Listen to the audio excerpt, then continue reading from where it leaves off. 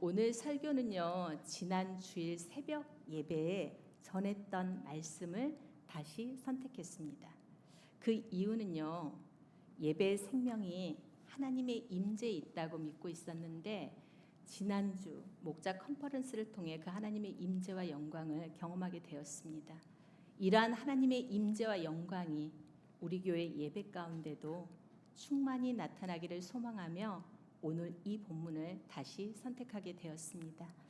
구약에서 성전이라고 하는 것은요, 하나님이 거기 계시다라고 하는 것을 의미합니다. 성전은 하나님이 거하시는 곳입니다. 성전이 예루살렘에 있다고 하는 것은요, 그곳에 하나님이 함께 하신다고 하는 것을 의미합니다. 그것이 하나님의 임재입니다. 오늘날 우리가 드리는 예배도 마찬가지라고 생각을 합니다. 원로 목사님은 예배를 이렇게 말씀하셨습니다. 예배란 하나님을 기뻐하고 즐거워하는 것이라고 정의하셨습니다. 여기에 덧붙여서요, 예배는 하나님을 대면하는 것입니다. 예배는 하나님을 만나는 것입니다. 그래서 예배의 생명은 하나님의 임재에 있습니다. PPT가 띄어져야 되는데 집사님. 예배의 생명은 어디에 있다고요? 하나님의 임재에 있습니다. 임재라고 하는 것은요, 하나님이 지금 우리와 함께 하신다는 사실을 느끼는 것입니다. 물론 하나님은 어디나 계시고 당연히 우리와 함께 하십니다. 하지만 그것을 느끼는 순간이 있습니다. 우리가 바쁜 삶 속에서 또는 보통 땐 그냥 잊어버리고 그런가 보다라고 하고 지내다가 어느 순간 정말 하나님이 나와 함께 하시는구나, 정말 하나님이 여기 계시는구나 라고 하는 것을 느끼는 순간이 있습니다. 그것이 하나님의 임재입니다. 그래서 예배의 생명은 하나님의 임재에 있습니다. 우리가 예배 시간에 모이게 되면 이곳에서는 하나님께만 집중해야 합니다. 말씀을 강론하시는 목사님에게 집중하는 것도 안 됩니다. 물론 선포되는 말씀을 통해서 우리가 하나님을 만나긴 합니다. 그러나 예배만큼은, 예배 시간만큼은요, 이곳에 함께 하신 하나님, 그 하나님을 대면하기 원하는 마음으로 우리가 있어야 합니다. 그것이 예배의 생명입니다. 그래서 우리가 모일 때마다 기대하는 것은요, 지금 여기에 우리와 하나님이 함께 하시다는 사실입니다. 그리고 하나님을 대면하는 것입니다. 그게 예배입니다. 이곳에서 우리가 예배 드릴 때는 그렇지, 하나님이 우리를 지금 지켜보고 계시지, 하나님이 우리의 예배를 받으시고 계시지, 그에 대한 생각으로 우리는 충만해야 합니다. 지금 우리들의 마음은 무엇으로 충만하십니까? 지금은 다른 생각이 끼어들면 안 되는 시간입니다. 그것이 예배 드리는 마음이고요, 그것이 예배의 생명입니다. 오늘 시편 122편을 다시 보려고 합니다. 오늘 새벽 본문에도 계속 나오고 있는 성전에 올라가는 노래라는 제목이 붙어 있습니다. 그렇게 여러 편 되는 그 시편 중에 한 편이 바로 오늘 시편 122편입니다. 시편의 저자는요, 다윗으로 알려져 있습니다. 다윗이 성전에 올라가면서 불렀던 노래입니다. 특별히 시편 122편에는요, 다윗의 마음이 아주 잘 나타나져 있습니다. 성전에 올라갈 때 다윗이 어떤 마음이었는지를 갖다가 시편 122편이 잘 표현하고 있습니다. 예배 드릴 때 가장 중요한 것은요, 우리의 마음입니다. 우리들의 마음이 어떤 생각으로 가득 찼는지, 우리들의 마음이 무엇으로 충만한지, 이것이 결국은 예배가 예배되게 하는 것입니다.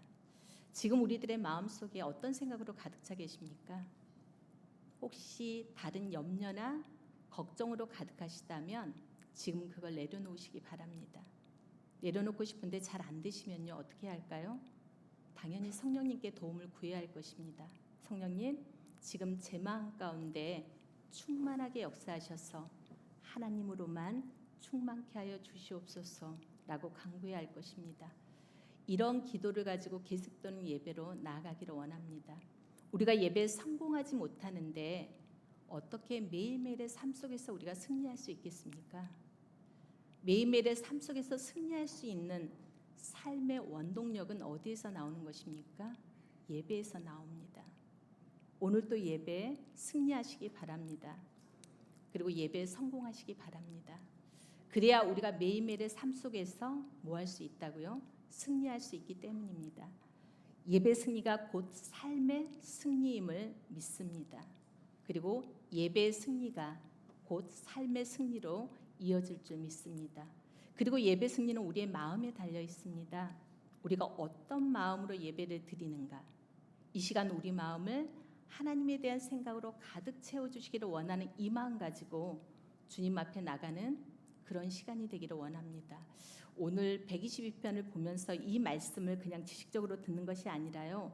다윗이 성전에 올라갈 때 어떠한 마음으로 올라갔는지를 한 6가지에서 7가지 정도가 나와 있더라고요. 그런데 오늘은 2가지만 보겠습니다.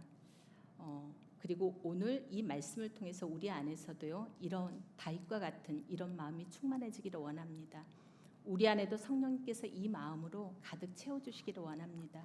그래서 우리의 예배도 다윗이 성전에 올라가서 그곳에서 거하시고 그곳에 임재하시는 하나님을 대면하였듯이 오늘 드려지는 예배 가운데도 하나님을 만나게 되는 역사가 이곳 가운데 있기를 소망합니다.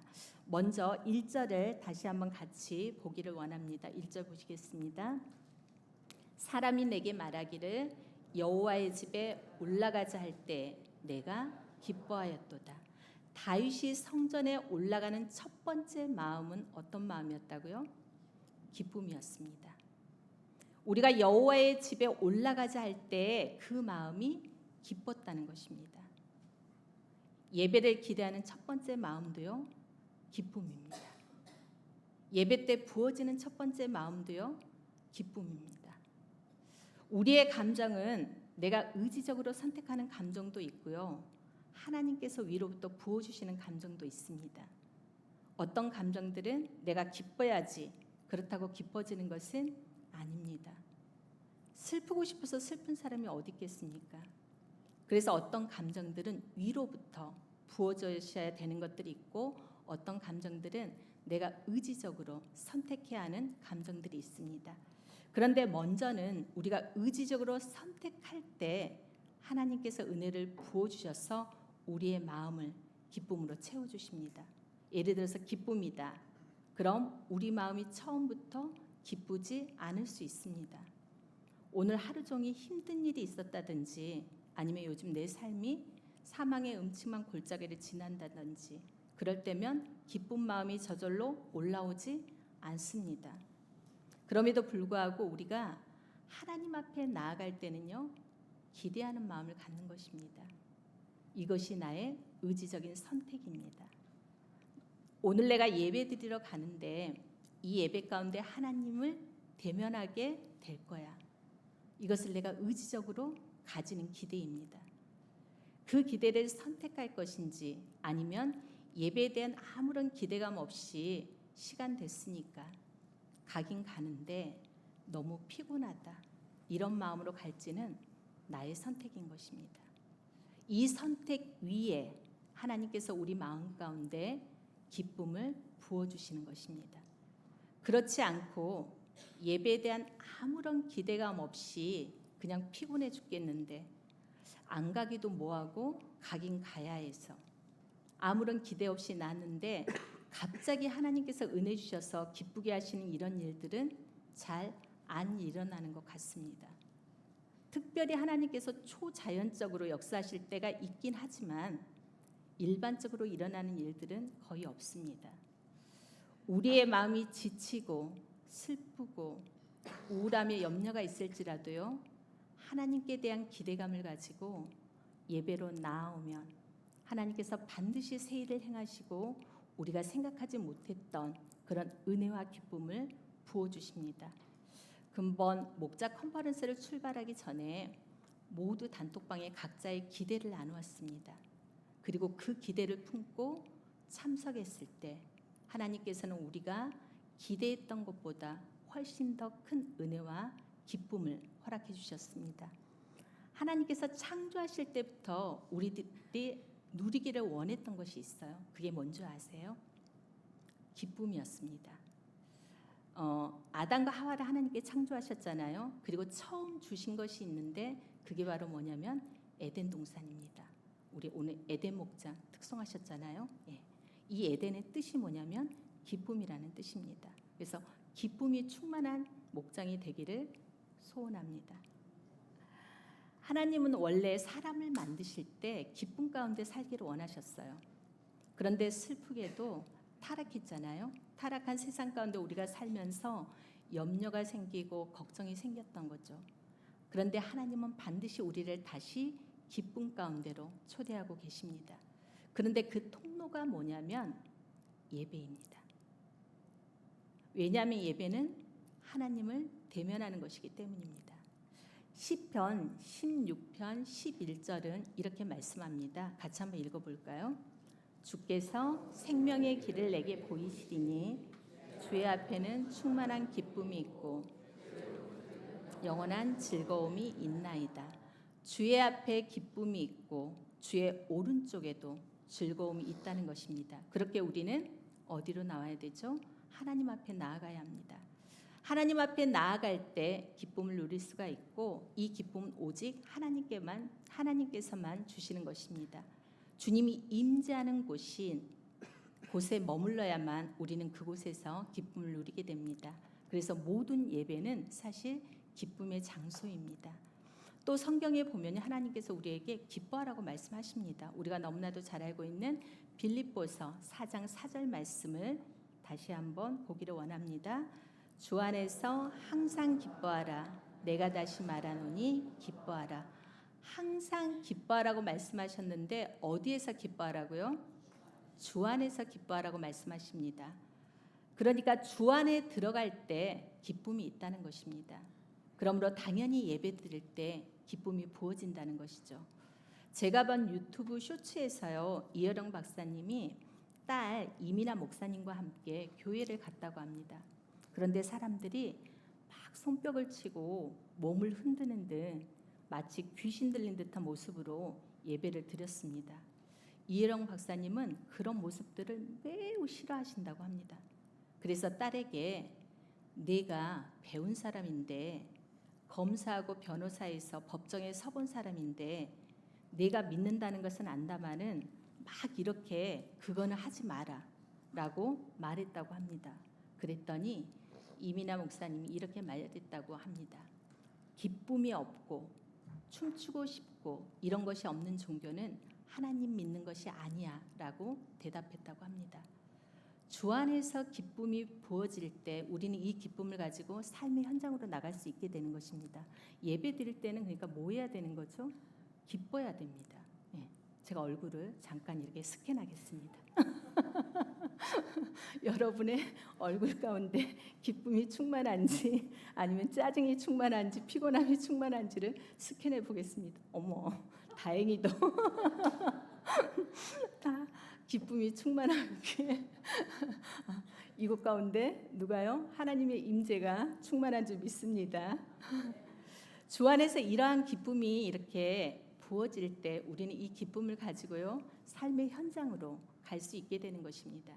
주 안에서 기쁨이 즐거움이 부어질 때요 우리는 이 즐거움을 가지고 우리가 사는 또 우리가 사역해야 하는 그 삶의 현장으로 갈 수가 있는 것입니다. 기쁨의 근원 되시고 기쁨으로 우리를 충만케 하시기를 원하시고 계시는 그 하나님을 가장 직접적으로 대면하는 자리인 예배에서도 기쁨이 부어지지 않잖아요. 근데 어떻게 세상에 나아가서 우리가 삶의 현장에서 기쁨으로 살아갈 수 있겠습니까? 그래서 예배는 기쁨이 시작되는 장소가 되어야 합니다. 아멘이십니까? 예배는 기쁨으로 충만한 장소가 되어야 합니다. 아멘이십니까? 예배 드리러 나올 때마다 하나님으로 인한 기쁨이 충만하시기를 주님의 이름으로 축복합니다. 마지막입니다. 두 가지 한다 했잖아요, 제가. 마지막 두 번째입니다. 예배를 기대하는 다윗의 마음은요, 첫 번째가 기쁨이었잖아요. 근데 두 번째는 6가지 중에서 한 6가지, 7가지 정확히는 모르겠거든요. 그 중에서 이제 두 번째는 4절에 나와 있는 것으로 제가 픽을 했습니다. 어떤 마음이냐면 감사하는 마음입니다. 4절 다시 한번 읽기를 원합니다. 읽겠습니다. 여호와의 지파들이 여호와의 이름에 감사하려고 이스라엘의 전례대로. 아멘. 원래 제가 2절, 3절을 지금 뛰어넘고 4절을 읽었습니다. 122편에는 다윗이 성전에 올라가는 마음이 6가지에서 7가지 정도 나타나는 것 같다고 말씀드렸잖아요. 그러니까 모든 마음을 한 번에 묵상하기는 조금 어려웠습니다. 그래서 그 중에 지금 2가지로 집중하기로 했거든요. 그래서 앞서 드린 여호와께 올라가는 마음이 감사였다면 지금 4절에 나와 있는 마음은 죄송합니다. 첫 번째 마음이 기쁨이었다면 4절에 나와 있는 마음은 감사하는 마음입니다. 성전에 올라가는 사람이 가져야 될 마음이 바로 감사하는 마음입니다. 이 감사하는 마음은요, 앞에서도 말씀드렸지만 위로부터 부어지는 것이기도 한데 우리가 의지적으로 선택해야 되는 마음이기도 합니다. 의지적으로 감사할 것을 찾으라는 것입니다. 의지적으로 감사할 것을 찾을 때 감사의 마음이 부어집니다. 그런 경험도 해보시지 않으셨습니까? 정말 감사할 수 없을 것 같은 그런 환경이 있습니다. 너무 힘들고 너무 모든 것들이 다 꼬이고 어떻게 이럴 수가 있지? 어떻게 이런 상황까지 올 수가 있지? 그런 상황이 있습니다. 그런 상황 가운데 계속 원망하는 마음, 계속 불평하는 마음, 어떻게 하나님이 나한테 이러시지? 이 마음을 계속 가지고 있으면 그 마음이 우리들의 마음을 지배해 버립니다. 결국 사단이 주는 그 불평과 원망의 마음들이 훅 하고 우리의 마음을 지배해 버립니다. 마음이라고 하는 것은 참 신비로운 것 같습니다. 내가 막 불평하는 마음을 갖고 있는데 갑자기 감사하는 마음이 하늘로부터 확 임하는 그런 경우는 드문 것 같습니다. 내가 감사할 수 없는 상황 가운데 있지만 그래서 내 마음은 슬프고 고통스럽지만 감사하겠다고 선택했을 때 놀라운 일이 일어납니다. 사실 쉽지 않죠. 그래도 선택하는 것입니다. 마음이 안 되는 걸 어떻게 선택하냐고 물으실 수도 있습니다. 마음이 안 따라오는데 감사할 수 있는 아주 좋은 방법이 있습니다. 한번 써보시길 바랍니다. 제가 우리 목원에게 많이 들었던 말 중에 하나는요. 그렇게는 하고 싶은데 마음대로 안 되는 걸 어떻게 해요? 라는 말이었습니다. 마음이 마음대로 안 되죠. 그런데 어떻게 감사합니까? 감사한금을 하는 방법입니다. 의지적이라는 것이 그런 거 아닙니까? 의지적으로 내가 감사하겠다고 표현을 하라는 것이죠. 말로 하셔도 됩니다. 내 마음은 따라오지 않지만 내 입을 열어서 감사를 선포하든지 아니면 정말 감사한 걸 하나님께 드리시든지 둘 중에 하나는 해야 합니다. 감사의 마음이 따라오지 않더라도 의지적으로 감사를 표현하시라는 것입니다. 그랬을 때 그 위에 하나님께서 주시는 감사의 마음들이 막 부어지기 시작합니다.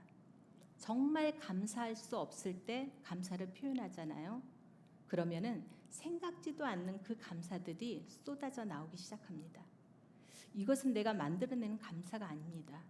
내 안에 성령님께서 생각나게 해주시는 감사입니다. 결국엔 내가 태어난 것까지도 감사하게 되고요. 옛날에는 전혀 감사의 제목이라고 생각하지 않았던 것까지도 하나씩 다 감사의 제목으로 나오기 시작합니다. 이것은 바로 하늘로부터 부어지는 감사의 은혜입니다. 그런데 이것이 언제 임하느냐 하면요.